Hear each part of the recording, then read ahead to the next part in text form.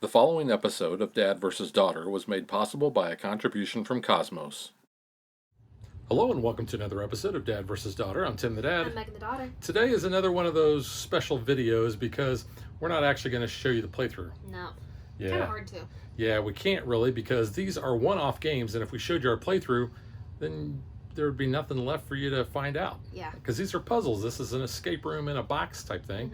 This is the Exit series. Yep. And we played through two of these. We played through The Haunted Rollercoaster and Theft on the Mississippi. This one's more of a whodunit than really kind of an escape room. Right, but you can tell on the bottom they got little, basically how difficult they are. Yeah, this is a 2 and that's a 3. This one took us a little bit longer. So these are good introductory ones. So, like I said, we've already played these, and we've kind of destroyed the materials. Yeah, this is what's safe left over. Yeah. So what we're going to do is we're going to kind of tell you what we think of them and go from there. Yeah. So check it out.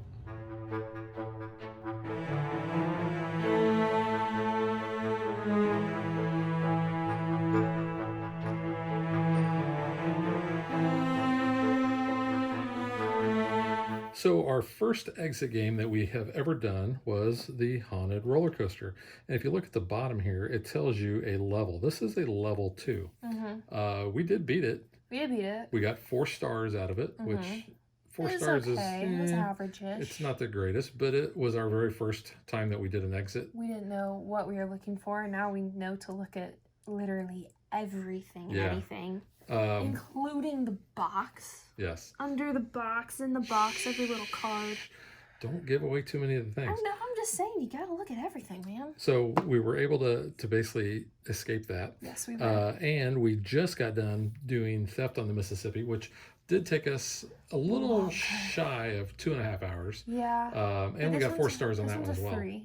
It is a 3, so that one is a little bit more difficult. Stars. Really, we were only at 2. Yeah. We did use a lot more hints in this one, because this one obviously is a little bit harder. But this one I really enjoyed as well, even though it was more difficult for us. Actually, I like the theme on both of those. Yeah, they were really cool. And unfortunately, like I said in the intro, we can't really show you the game because we would be giving it away. These are all one-offs. A lot of things are torn up now, drawn upon, ripped up, cut out. Totally, we can't show you some of the other parts of the box either. So you can see we've got some items down here that we need. We need a piece of paper and a pen. We need some scissors.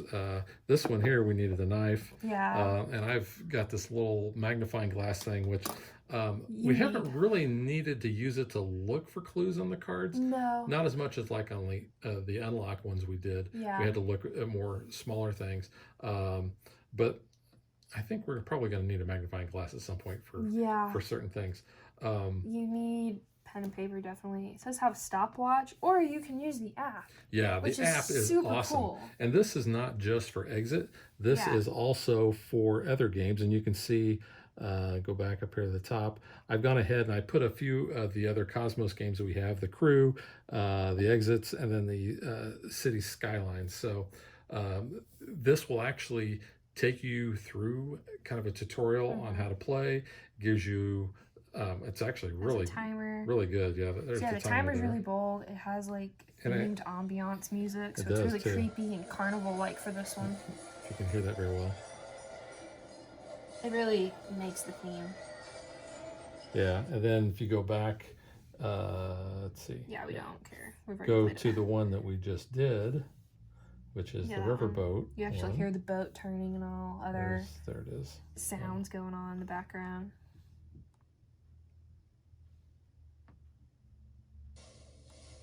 So you hear like the boat starting up. Yeah. And it's going to change over the course of the time. Yeah, you'll hear some different things. Which is really kind of cool. It's not like when you're playing Escape, where like the music gets more intense. You don't feel like you're gonna get chased by this creepy guy. Like, I can't do Escape Zombie City. That one terrifies me. I get really anxious with that. But like this, no, it's just kind of ambiance music. It's not gonna like give you anxiety attacks and make you stressed out. But no, the app, this is a great thing that Cosmos has done, because if you don't want to sit there and read the rule book, it'll kind of walk you through things. And it's a professional voice actor, so it does sound really cool. And it tells you, how to set up what you actually need to have ready before you start the timer, so you're not wasting minutes, actually opening the card decks and kind of having those sorted out for the riddles and the hints and the answer key. It tells you how to get that all ready before you officially start the game. Yeah.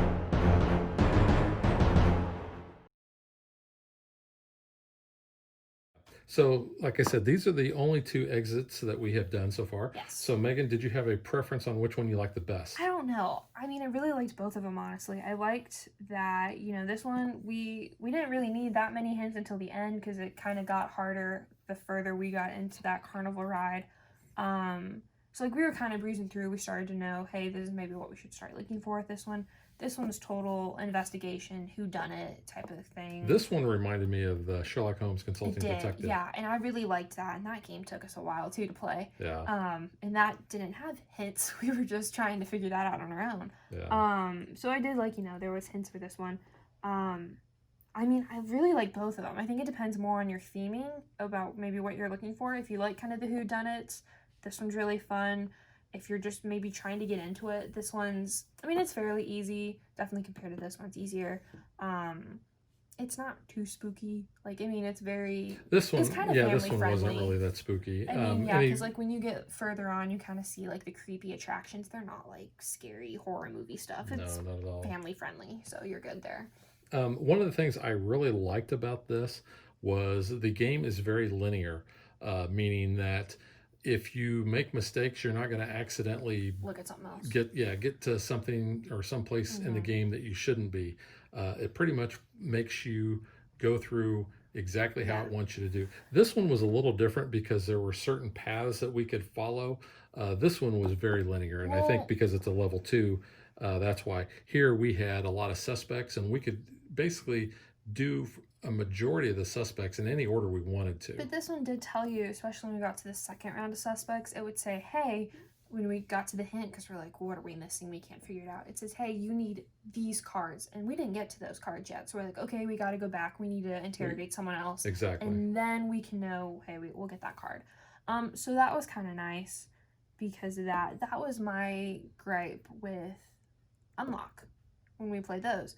There was no really way of kind of doing like checks and balances to see if you had actually gotten the clues you need before advancing.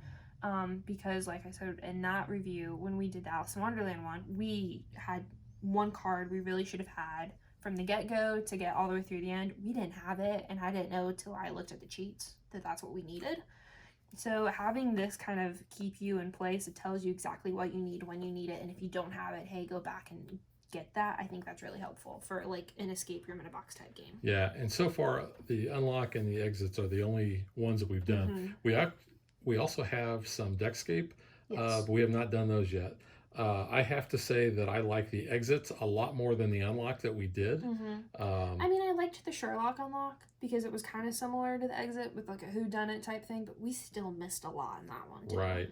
The one thing I will say though about the Unlock app was it did kind of have that virtual aspect of it, that augmented reality part, where this is just like that was cool. It's your tutorial and your timer. So that's the only really thing that's coming in with your app here, which is nice to have. But I did kind of like that 3D, like immersive aspect of the unlocks. But again, I prefer these much better. Yeah, and if you want to go hear our thoughts on the unlocks for all 3 of those that we did, because that was all in one box, the hero you can go back on our channel because we just published that one. So you can check that out and hear what we think. But at that time, we hadn't played any of the exits, so that's the that was the only one that we had. Compare it to. Yeah. I had already played one of the unlocks, and I talked about that in the review, so you can go check that out. Yeah, but again, that's the only type of like escape room in a box type of things that we can compare it to. And this really isn't like, this is more escape roomy. This is more whodunit. So I mean, that's probably not the best analogy for these type of games. Yeah, because again, this one depends on your theming. This one would tell you don't go any further until you do this. Yeah, you could Whereas, look like at the I said, whole book. on this one you could look at everything. Because that one was you moving like through the ride. Right. So that was cool. so they're going to be different experiences. Yeah. If you are really good at this and you like it, it does kind of tell you at the end, oh, this guy was doing something like this, and you should check out the Murder on the Orient Express, which is another one in the expert level, which I don't think we could do. That would take us a whole day. Well, we need a little bit more experience, I think, doing these. But one of the things, you're gonna learn how these games kind of work. Yeah. We learned so much from this game One of the that first when things we did did. this, in fact, there was something, and I can't tell you what it was, but there was something that Megan learned from doing this that came into play with this. Because you pretty much, anything that is here. Even the rules. Yeah. So, like, you need to make sure that you don't throw anything away. Not until it tells you keep everything close by. Yeah, exactly. Yeah. Which I really like that. This had something that I'm like, never would have thought of. I know. Well, and so did this. Yeah. When we got to it in this game, I was like, and that's one of the things that I've really liked about this is it's surprising. It is, everything is in play. Yeah. So don't discount anything that you've seen, and I mean anything. And this game really, it came into play more so, and I was just blown away by how much we used pieces and parts that I never would have thought of, and that's what was really fun for me. Yeah, this one we ended up cutting up a lot more stuff, I think. We did. This one we did a lot of folding and things like that. We are not good at, I think, visualizing where it says like put something in place and then can you find a number or like a code in that. I am not good at like kind of seeing it until I did on one of these. Yeah, you were good at the one. We found. Yeah, because I was like, where are you seeing that at? I did not see that at all. We had trouble with that. In the unlocks as well, I was like looking at something. I was like, where did you get that number? Because I couldn't figure it out. So that maybe is a little bit of an us problem. I will also say something along the lines of, don't get too wrapped up into looking at too much detail for things, because this one, and I'm gonna use this as an example from this game. There was something with musical notes, and I was trying to figure out, is this one note or is this two notes? I was looking at because I don't really know notes. I was trying to pull in all of my old high school band things. I was like, okay, is that an 8th note, a 16th note? Do I need to know what time signature this is? No, you didn't need to know. Not relevant at all. Like, you do not need to be a musical genius for that. Because I was even Googling, and I'm like, that wouldn't be a thing that's necessary for this game. But I was trying to figure it out if I was just stupid. Yeah, there was a thing. Knowledge, there was a thing with types of wine in this one too. What color wine is that? We didn't have to worry about that. We had to look at something else. It was something else, and I was like, oh, okay. It's not going to go to the level where you have to be more of an aficionado of certain things in order to solve it. But no, I've really enjoyed these. In fact, I really want to do them again. It feels wrong, though, I will say. The first time I was like, tear up a card. I was like, I'm doing what now? Like, that felt wrong, especially with this one. We destroyed a lot more stuff, I feel like, in this game. And I'm just like, what is happening? Like, that seems like sacrilege. And like, obviously these are one-off games. This is why you're supposed to do that, but it's very weird. What are you looking for? I'm looking for those adventures. Oh, those. Oh, I saw those. The ones they were just talking about today. Yeah. Adventures. Here we go. So, Roll for Adventure, which we have covered. Yeah. So if you want to see our playthrough and review for Roll for Adventure, you can do that. We actually played that before we had this app. Yeah. But they have these other games called adventure games, and we have not played any of those yet. But I'm actually really looking forward to now, because this is somewhat similar to this, except you're not destroying things. No.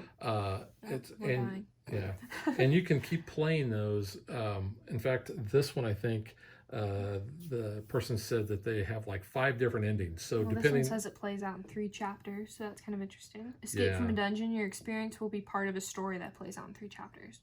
So that's kind of interesting, and it feels like it's kind of more of a choose your own adventure type game. So I'm actually looking forward to doing that, and I'll talk to Cosmos, and maybe we can get those on the channel sometime. Honestly, a lot of the Cosmos games that we've played this year and featured on this channel, I've really liked. So I think they're doing something really good, and these just blew me away completely. I thought they were awesome. These were a lot of fun. So I will really highly suggest the Exit series. Start with something that's like this. This is And a level 2. This is a level 3. unless Start you're with a level already 2. like well versed in these type of games and you're Yeah. smarter than us. um, But if not, I think these still are a level fun. 2 is a good one to start, especially if you're going to do it with, people that are not really gamers. Oops, I'm good. Yeah, I want to what read you your do app. there. I'll do it later. That's okay. But like it does show like that one in particular too. The Haunted Roller Coaster is a family category because, like I said, it's not too scary, and I think that is a good like entry level into these games as well. So like if you are wanting to get the family in, that would be cool. I don't know like what age it says, like ages up, but 10 and up. I think a 10-year-old could probably maybe get involved in that. Yeah. So I mean that's cool. You can pick these up at like Barnes and Noble, so they're pretty easy to find. Yep. So it's really cool. Plug for Barnes and Noble if y'all want to sponsor me, that'd be cool. I like books. Yeah, I don't think they're going to. I like your but no, photos. I highly recommend the Exit series. Definitely, Megan, I yeah. think you do too. They're really good. It's a good time. Takes a couple hours out of your day, but it's worth it to get a group of friends around a table and play some cool games that you can only play once. Yep. But you can talk about it forever, so it's cool. That is true. There's good stories, and that Yeah. is always the hallmark of a really great game is when you tell stories about the game that you played. Kind of like Betrayal, A House on the Hill. Oh my god. We talk about stories of games that we've played for years ago. Yeah. Just because they're so immersive, and that's what these do. They tell great stories. They do. So that is Exit the Game, the Haunted Roller Coaster, and Theft on the Mississippi. And we will catch you guys next time. Bye.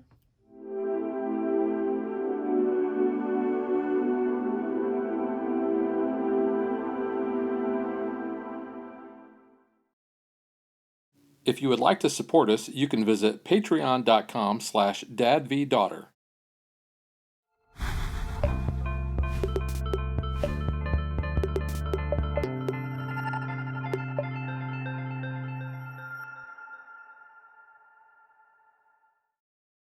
Like and follow us on Facebook to stay current on our show schedule, sneak peeks at future shows, and to interact with us.